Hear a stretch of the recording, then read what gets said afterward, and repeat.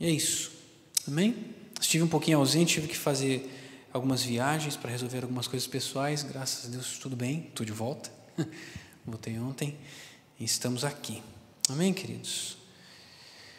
Nós continuamos a nossa série de pregações que é intitulada Clame a Mim. Nós começamos falando sobre o clamor de alguém... Abel, alguém lá da terra prometida disse, Abel. Nós falamos sobre o clamor de Abel, e hoje o título da nossa pregação é o clamor de Ismael. Todos nós conhecemos Ismael? Alguém não conhece Ismael, não sabe de quem a gente está falando? Pode levantar a mão aí, não tem problema, eu vou falar do contexto aqui de qualquer forma. Ismael, bastante conhecido. Quem foi Ismael? Alguém pode falar? Queria fazer um culto mais participativo hoje. Quem foi Ismael, assim, de uma forma bem assim, bem fácil de saber e lembrar quem foi? Filho de Abraão. Olha que coisa interessante. Já começa por aí. Ismael. A grande característica de Ismael é exatamente esta. Ismael, ele é filho de Abraão. Algo que, depois da história, já sabendo toda a história, às vezes a gente esquece de algumas coisas. Eu queria que você tivesse isso na sua mente. Ismael, deu origem aos muçulmanos, é o povo do contra. Não, calma. Vamos pensar hoje em Ismael, filho de Abraão. Amém? Quem era a esposa de Abrão? Sarai. É a esposa de Abraão. É a mesma pessoa, né? Mas tudo bem. Esposa de Abraão, então, Sara. Eles recebem porque o homem não faz partenogênese, então precisa de uma mulher para ter filho. Então eles recebem do Senhor a promessa que a partir deles muitas nações viriam, certo? Então essa promessa muito cedo vem então na vida de Abraão. E esse homem seria pai de muitas nações. Mas espera aí, tinha um problema. Sara era estéril, infértil. Então os tempos vão passando e Sara, uma mulher muito inteligente, fala, vou dar um jeito nesse negócio aí. Para ele continuar, para ele passar as gerações adiante, ele precisa ter um filho. Eu não posso dar filho para ele, mas não tem problema. Vou pegar minha melhor escrava, minha serva, porque era a serva dela, e vou entregar para ele, para que ele tenha um filho, e essa promessa aí que Deus nos deu não fique para trás. Quem é a serva? Agar. Então, Agar tem um filho. E o anjo do Senhor, presta atenção, lembra que ele é filho de Abraão. O anjo do Senhor vem e fala, o nome dele não é qualquer nome não. O nome dele vai ser Ismael. E aí surge então Ismael. Mas Deus tinha outros planos. Não era bem assim que Deus estava esperando que as coisas acontecessem. E aí a história começa a se desdobrar em cima da vida de Ismael. E algumas coisas vão mudando no caminho. Eu queria convidar você a ler comigo Gênesis 17. Primeiro livro da Bíblia, Gênesis, capítulo 17, versículos 20 e 21. Gênesis 17, 20 e 21.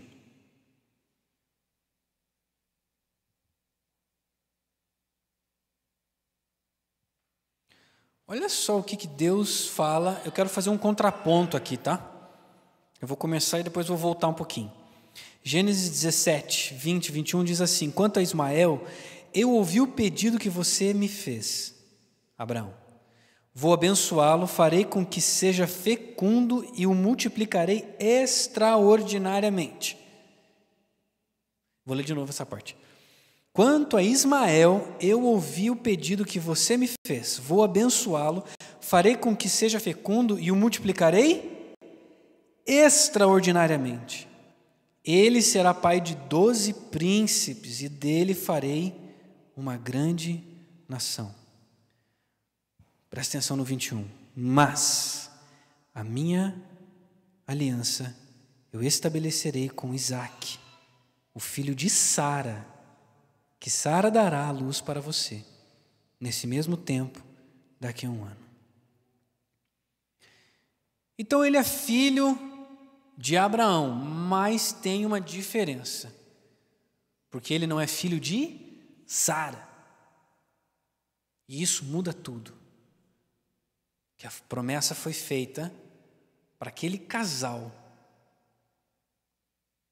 Então, Ismael vem a partir de uma tentativa frustrada de seu pai em dar uma solução para a promessa de Deus. Quem já tentou ajudar Deus, levanta a mão. Ninguém, só eu. Caramba, sou mal mesmo, viu? Aqueles que tentaram ajudar Deus, deu certo? Amém, glória a Deus, estou nessa aí. Sempre que a gente tenta ajudar Deus, dá errado. Primeiro porque Deus é aquele cara que manja de tudo. Sabe aquele cara chato que manja de tudo e você não manja nada e daí você vai lá e tenta ajudar o cara? A única coisa que ele pede, faz o seguinte, não faz nada. Você fica tipo super constrangido, né? Eu só estava querendo ajudar. Não, você ajuda não fazendo nada.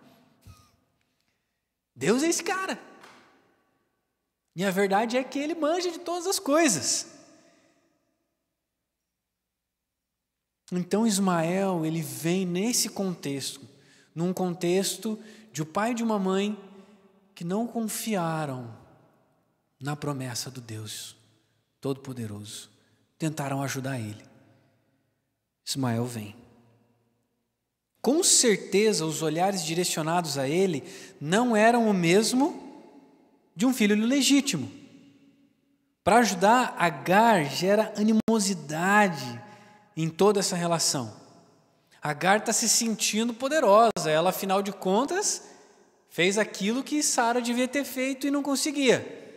Então, para ajudar, vem uma mulher que se sente. E não tem coisa pior que mulher que se sente.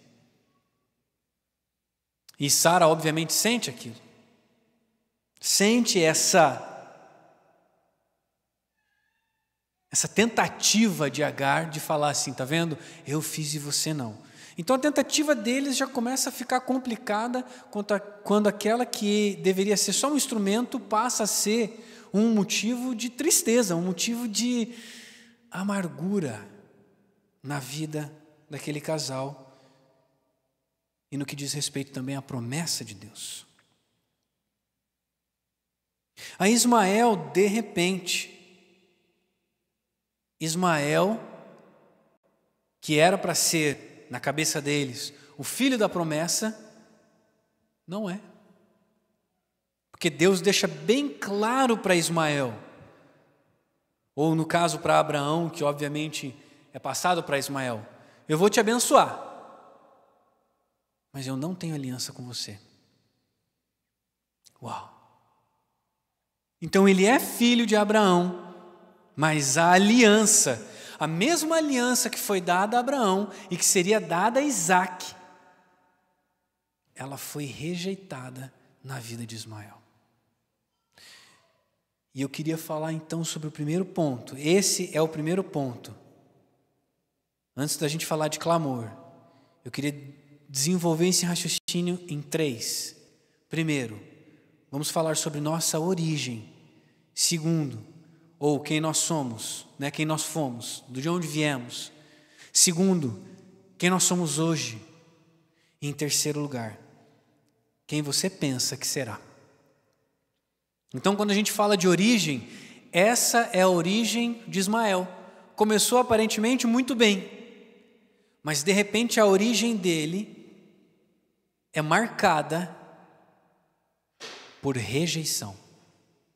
A origem dele é: você está aqui, vou te abençoar, mas eu não tenho aliança com você.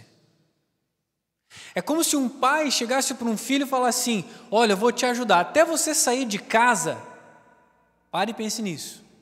Para você que é pai, mãe, ou no mínimo você é filho, né? Que como dizia minha avó, ninguém é filho de chocadeira, né?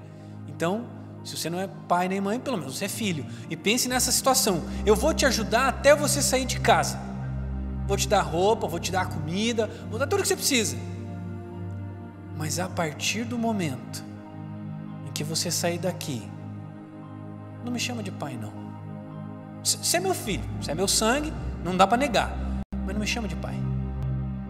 Eu não quero ter essa aliança com você. Você se sentiria bem? Como será que seria a sua vida a partir disso? Dessa origem em que você sabe que você não tem aliança com aqueles que talvez sejam as pessoas mais importantes da sua vida para você ter aliança. Essa é a origem da vida de Ismael.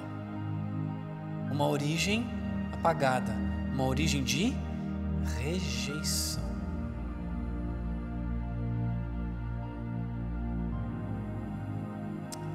Quem você é hoje? Quem era Ismael num tempo entre passado e futuro? Quem foi Ismael? Bem, já adolescente, Ismael vê o seu irmão nascer e zomba dele. Gênesis 21, 10. Gênesis 21, 10. Então Sara disse a Abraão: mande embora essa escrava e o filho dela, porque o filho dessa escrava não será herdeiro com o meu filho Isaque. Ismael, com certeza, ainda estava naquele período em que ele fala: eu sou o único filho e tal, e de repente vem Isaque, ele fala: não adianta você achar que você vai me destronar não, porque eu sou o cara que vim antes que você, sou o mais velho. Mas de repente ele é chocado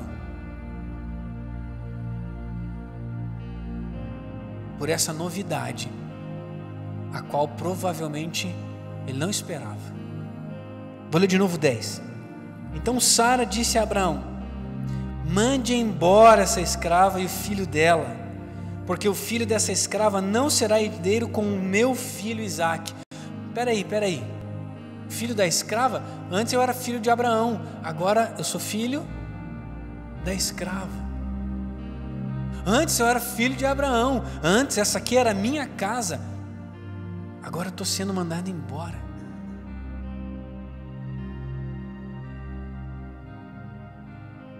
Antes mesmo que Isaque viesse a ser quem ele veio ao mundo para ser, Ismael agora, além de não ter mais uma origem bem definida, além de ter da promessa para ele ser essa promessa de não ter uma aliança, de não ter uma conexão, um vínculo com sua origem, agora a sua identidade é transformada. Agora ele não é mais filho de Abraão, ele é filho de uma escrava. E a gente sabe, existe um termo bastante chulo, mas é o termo que existe. Ele é um filho bastardo. Ele não é mais filho de Abraão, ele é filho de Abraão, mas a identidade que é imposta então a Ismael é que ele é um filho bastardo. Ele é uma solução temporária. Ele foi como os americanos dizem, a workaround. Ele não é o definitivo. Ele não é o permanente. Ele não é o desejado. Ele é descartável. Um reles bastardo. Ao ponto que muitos bastardos vivem com o seu pai e às vezes sem a mãe, ou ainda estão ali, tem família. E imagine que para Ismael está tudo no lugar. Por mais que ele não fosse, eu sei que eu não sou filho da Sara, mas eu sou filho do Abraão, ele é o dono, Ele é o que manda aqui, ele é o que tem todas as coisas, eu tenho casa, comida, tudo. Talvez Ismael até estivesse bem com toda essa situação. Imagino que estivesse, porque a palavra fala que ele zomba de Isaac. Se ele zomba de Isaac, me faz pensar que ele estava bem. Me faz pensar que ele se sentia seguro onde eles estavam. E de repente Sara chega a Abraão e fala o que nós lemos no 10. Manda embora essa escrava e o filho dela, porque o filho dessa escrava, porque esse bastardo, hoje a fala seria essa, porque esse bastardo não será herdeiro com o meu filho Isaque. A continuação dos versículos diz assim, no 11, 21, 11. Abraão ficou muito incomodado com isso por causa de seu filho. Mas Deus disse a Abraão: não fique incomodado por causa do menino e por causa da escrava. Faça tudo o que Sara disser, porque por meio de Isaque será chamada a sua descendência. Eu estou bem, está tudo tranquilo. De repente alguém vem e diz: não, você é só um bastardo. E o próprio Deus fala: é isso aí mesmo. Deixa fazer como ela está falando.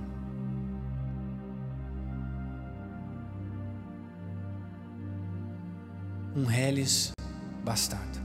Ismael, de filho de Abraão, do cara mais poderoso que existia na época, de estar num lugar seguro, tranquilo, sem problema, ele passa a ser descartável.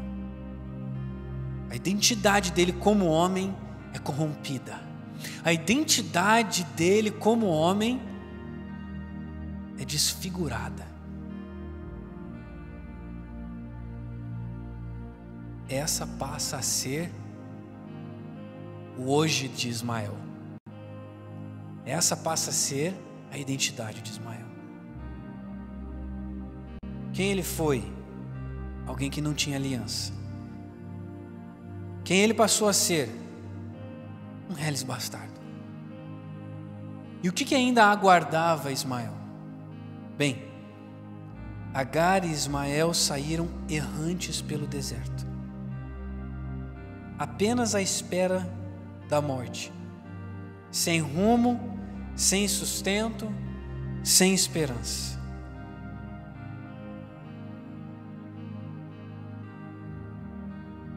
Se a gente puder voltar ali,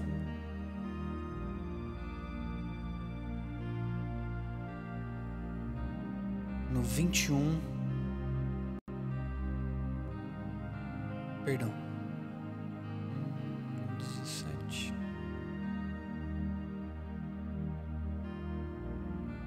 isso.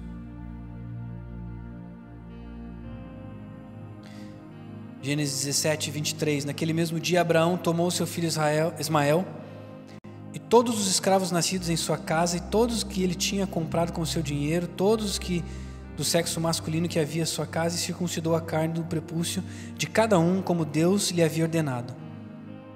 Abraão tinha 99 anos de idade quando foi circuncidado na carne do seu prepúcio. Ismael, seu filho, tinha 13 anos quando foi circuncidado a carne do seu prepúcio. Abraão e seu filho Ismael foram circuncidados no mesmo dia, e também foram circuncidados todos os homens da sua casa, tanto os escravos nascidos nela como os comprados de estrangeiro. Quando Ismael sai da casa do seu pai, ele sai com essa marca. Então imagine a confusão na cabeça de Ismael. Eu sou filho, fui circuncidado, há uma marca em mim que diz que eu faço parte. Mas de repente, o Senhor diz: vai embora, sai dessa casa, você não pertence mais a este lugar.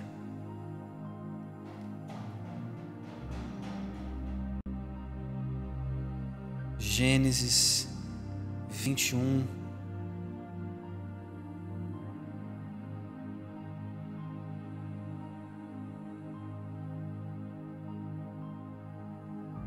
14. Gênesis 21, 14 diz assim: na manhã seguinte, Abraão levantou-se de madrugada, pegou pão e um odre de água, pôs tudo sobre as costas de Agar, deu-lhe o menino e a despediu. Ela saiu, andando sem rumo pelo deserto de Berseba. Quando acabou a água que havia no odre, Agar colocou o menino debaixo de um dos arbustos e, afastando-se, foi sentar-se em frente, à distância de um tiro de arco, porque dizia: assim não verei o menino morrer. Olha essa situação, de novo. Um menino bem instalado com sua mãe, com tudo que tinha, com tudo que precisava. De repente eles estão no meio do deserto, deixados para morrer. A situação era tão extrema que Agar, completamente sem esperança, ela se afasta do seu filho para não vê-lo morrer.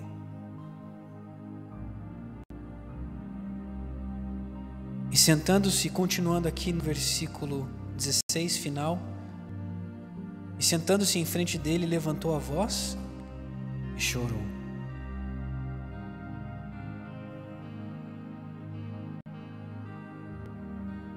Agar e Ismael pensavam provavelmente que foram simples temporários, aqueles que serviram apenas enquanto a solução permanente não chegava. Isaac, depois disso, se tornaram descartáveis.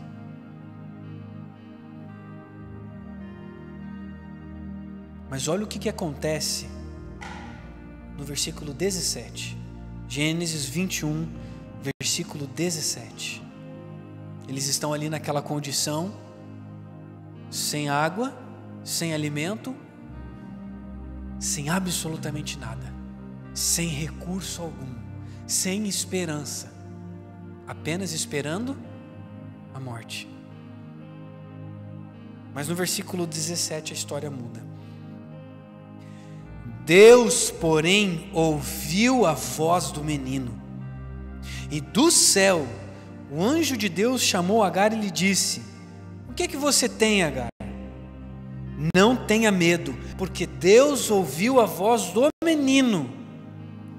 Aí onde ele está, ponha-se de pé, levante o menino e segure-o pela mão, porque eu farei dele um grande povo.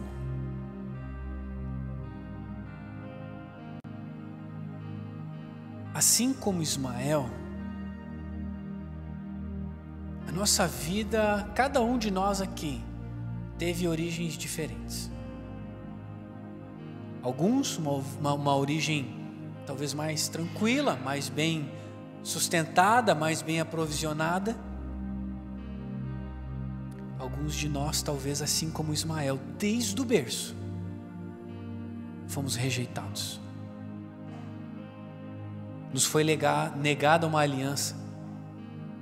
Às vezes não de uma forma tão evidente, como uma doação, uma rejeição em que você saiu da casa, mas talvez verbalmente, talvez no convívio, a conexão com o pai e com a mãe, ela talvez nunca existiu. Talvez ainda hoje você se sinta descartável.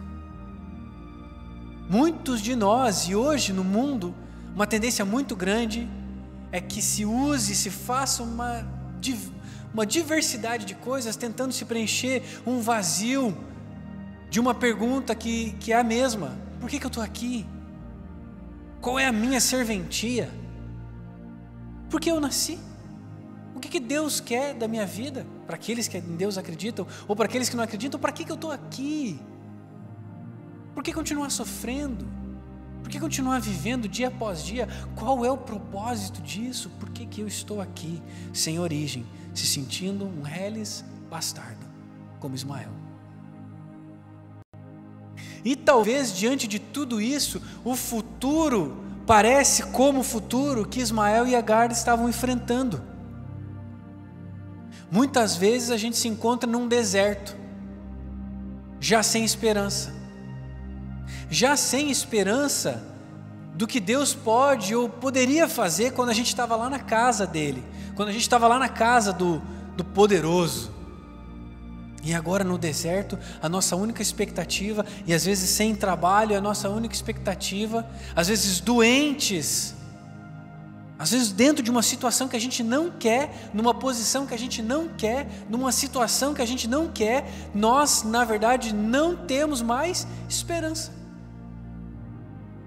E passamos a viver como Agar e Ismael, errantes. Passamos a viver errantes pelo caminho, onde qualquer lugar tá bom, onde qualquer atividade tá bom,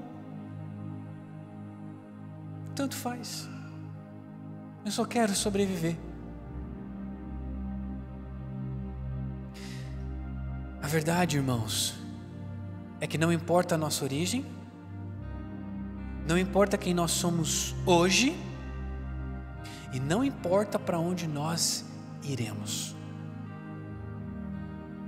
Não importa quem você pensa que foi, ou quem te disseram que você foi. Não importa quem você pensa que é, ou quem dizem para você que você é. Não importa se alguém diz para você que você vai ser ou deixar de ser alguém. Assim como Ismael, um fato que ninguém mudou, e por isso que Deus o abençoou, é que ele era filho de Abraão. Isso ninguém podia apagar. Da mesma forma como Ismael, e de uma forma muito mais intensa, nós éramos todos Ismaéis. Nós não fazíamos parte da aliança. Nós estávamos caminhando errantes. Não tinha esperança para nós. Nós não fazíamos parte da promessa. Nós estávamos num deserto. Todos aqueles que hoje não são, e ainda hoje não são do povo escolhido, estão errantes num deserto, apenas esperando a morte. E a única coisa que Deus espera é uma voz de clamor. Foi o que Ismael fez. E veja que a palavra específica em dizer, no começo do versículo 17, Deus, porém, ouviu a voz do menino, aquele que ele disse, eu vou abençoar ele. Foi a voz do menino que ele ouviu, foi a voz daquele que ele falou, eu vou abençoar. E todos nós somos esse menino. Todos nós somos esse menino que, errantes no deserto, precisamos constantemente levantar a nossa voz em clamor ao Senhor, para que Ele nos retire do deserto. Faz diferença de onde ele veio, faz diferença onde ele estava, faz diferença onde Sara e o próprio Abraão pensavam que ele chegaria, não fazia diferença, porque Deus escolheu abençoá-lo e ouviu a sua voz. A diferença para nós, que ainda torna mais intensa a necessidade no nosso clamor, é que mediante o nosso clamor, quando fazemos isso, nós fazemos isso através do sangue de Cristo, porque a única forma de clamarmos a Deus é através de Cristo Jesus. E quando nós conseguimos, através de Cristo Jesus, clamarmos a Deus, diferente de Ismael, Ele nos torna filhos legítimos. Aí a mesma promessa que foi dada a Abraão, a mesma promessa que foi se cumprindo através da vida de Isaac, a mesma promessa que foi sendo cumprida através da vida de Israel e de todas as 12 tribos, essa promessa também é nossa. Essa promessa também é para nós. Talvez, meus irmãos, as rejeições, os desertos da vida, talvez eles sejam apenas ferramentas para que naquele momento em que você não tem mais esperança, aquele momento que você não tem mais resposta, Deus espera até o último segundo, até que você olhe para os céus e diga assim: Deus, me socorra, até que Ele ouça o teu clamor. Sabe, irmãos, a gente na caminhada cristã, mesmo estando aqui dentro da igreja, às vezes a gente passa a pensar, por diferentes motivos, que Deus olha para nós dependendo daquilo que a gente fez ontem à noite, dependendo do que a gente está fazendo agora, com aquela expectativa de aprovação, esperando que Deus nos aprove, esperando que Deus pegue o nosso teste da vida e nos dê um 10. Então assim nós vamos ser ouvidos por Ele. Então assim as coisas vão começar a dar certo. Deus não tem essa expectativa em relação a mim e nem a você. Porque se essa fosse a expectativa de Deus, todos nós falharíamos. Todos nós falharíamos em tentar provar alguma coisa para Deus. Todos nós falharíamos se tentássemos justificar a salvação em Cristo Jesus. Sabe o que Deus espera de mim e de você, meu amado, minha amada? Clamor. Clamor. Deus espera de nós que clamemos por seu nome. Sabe por quê? Porque a promessa já foi feita. O sangue de Cristo já foi derramado na cruz. Deus não tem expectativa que você cumpra a tabela. Deus não tem expectativa que você apenas ajude o pobre, o estrangeiro ou a viúva. Deus não tem expectativa que você apenas trabalhe para sustentar a tua casa. Deus não tem expectativa que você venha todos os domingos. Essa não é a expectativa de Deus. A expectativa de Deus é que você clame todos os dias da sua vida. Essa é a expectativa de Deus. E Ele não vai se importar em talvez levar você para o deserto, tirar tudo de você, tirar o sustento, tirar a casa, tirar o teu trabalho, tirar tudo de você. Porque Ele não quer o seu trabalho, Ele não quer o seu dinheiro, Ele não quer a tua casa, Ele não quer o teu carro, Ele quer o nosso clamor. É o que Deus está esperando, que nós clamemos por Ele. Quando o Salmo 23 diz, que o Salmo, vamos falar junto, vamos abrir, vamos falar bem juntinho, você está aqui agora, né? Vamos naquele padrão, o Senhor é o meu pastor, e nada me faltará. Só esse comecinho. O Senhor é o meu pastor, e nada me faltará. Sabe por que a palavra fala, e nada me faltará? Não é porque Ele vai dar tudo o que você tiver afim, por mais que Ele possa, e por mais que se você tiver fé suficiente, e relacionamento íntimo suficiente, você vai ter. Mas é que se o Senhor é o meu pastor, nós passamos a nos comportar como verdadeiras ovelhas. Você acha que uma ovelha, não sei para aqueles que já tiveram a oportunidade de ver um rebanho de ovelhas atrás de um pastor, qual que é o comportamento das ovelhas?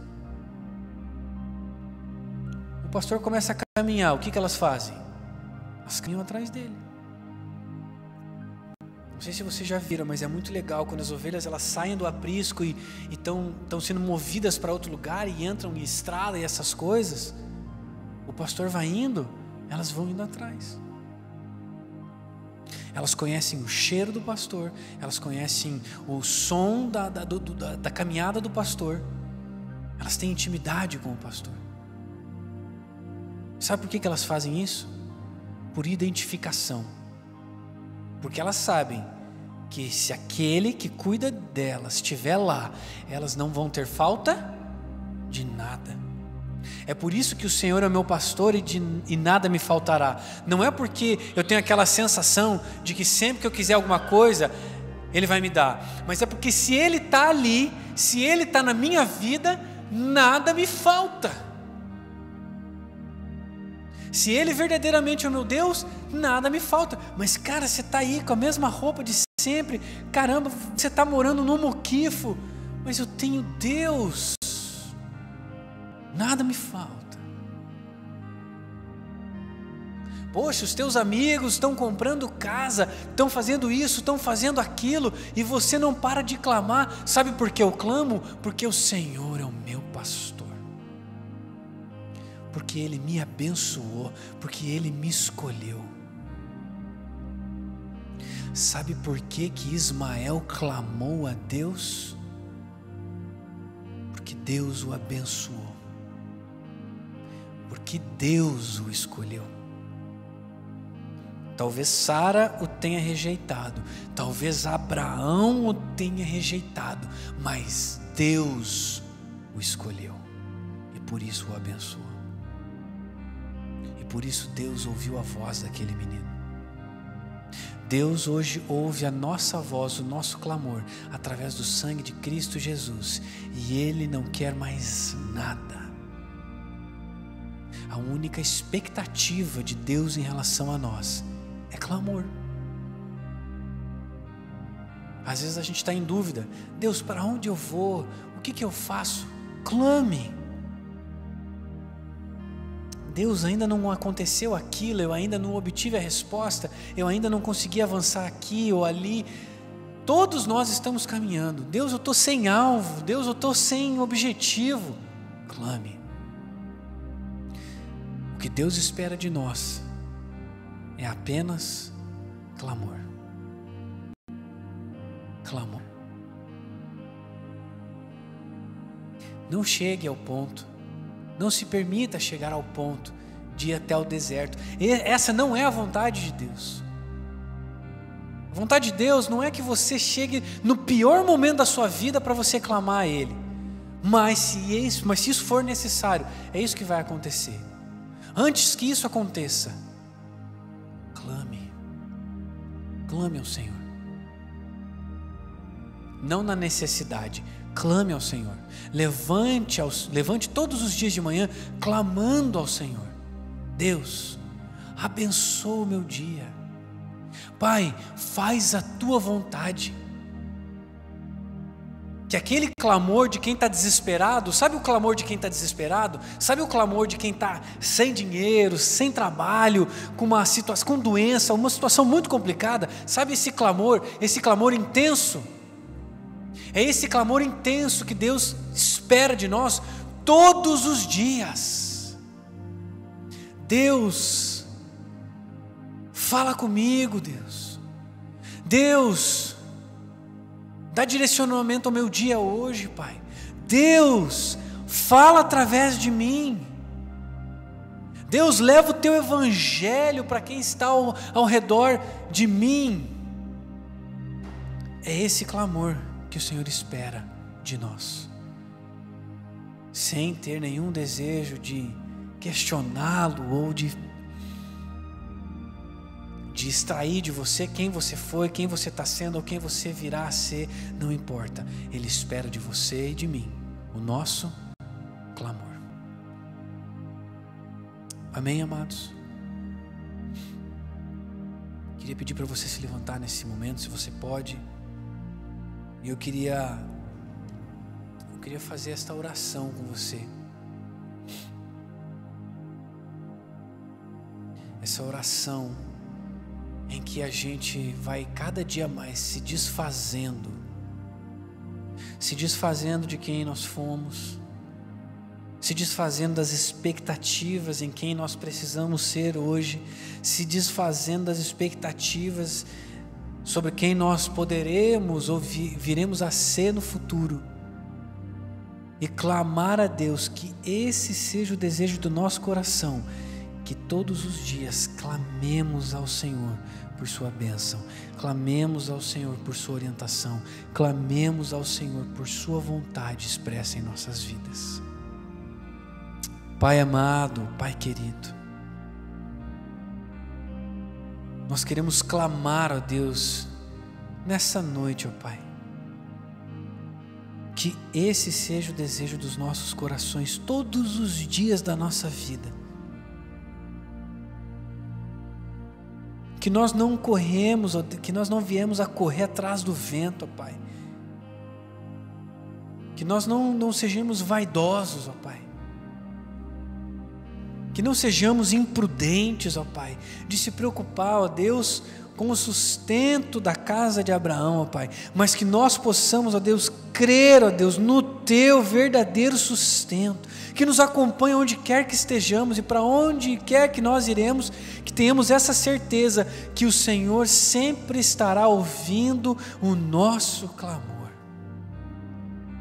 E que esse seja o desejo dos nossos corações, de em cada decisão, de em cada desejo, de em cada expectativa das nossas vidas, a primeira ação, o primeiro movimento nosso seja um movimento de clamor, de clamar ao Senhor, falar: Deus, ouve a minha voz, eu clamo ao Senhor. Deus, fala comigo, Deus me dá direcionamento, Deus me orienta, Deus me ajuda a falar porque eu estou com medo de falar do Teu Evangelho, me ajuda a perder esse medo. Deus, eu quero ir além, eu quero crescer, eu quero amadurecer, me ajuda a compreender o que está na Tua Palavra. Deus, hoje eu estou cansado, eu não queria nem ir trabalhar, mas Deus fala comigo, Deus me dá forças, Deus me dá alegria, Deus remove o medo, Deus tira esse sentimento de pânico. Clamor, oh Deus, nos ensina a clamar, oh Pai, nos ensina a sair muitas vezes dessa roda de pensamentos que nos faz ficar ansiosos, que nos faz nos sentirmos depressivos, nos faz sair, ó Deus, desse raciocínio constante tentando resolver a própria vida e nos ajuda a clamar, Senhor, a clamar pela Tua mão poderosa, para que a Tua mão poderosa repouse sobre nós. Aclamar que a Tua mão poderosa repouse sobre essa cidade, sobre esse estado, sobre esse país.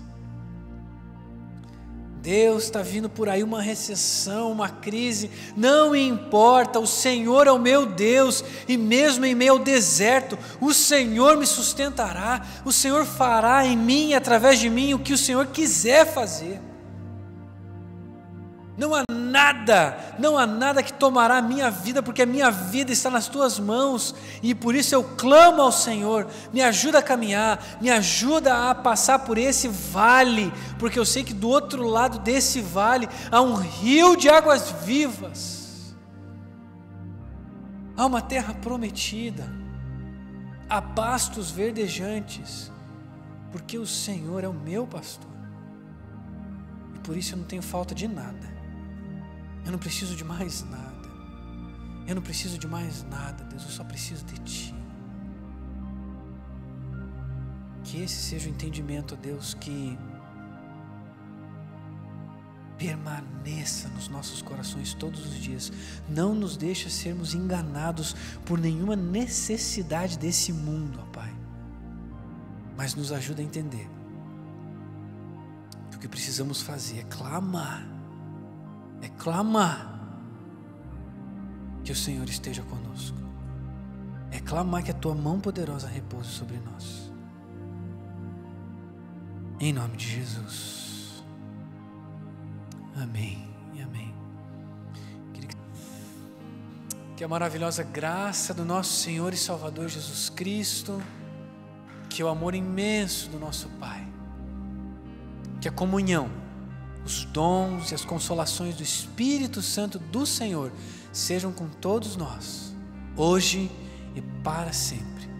Enquanto o povo de Deus nós dizemos amém. Que o Senhor dê uma semana maravilhosa para você, em nome de Jesus.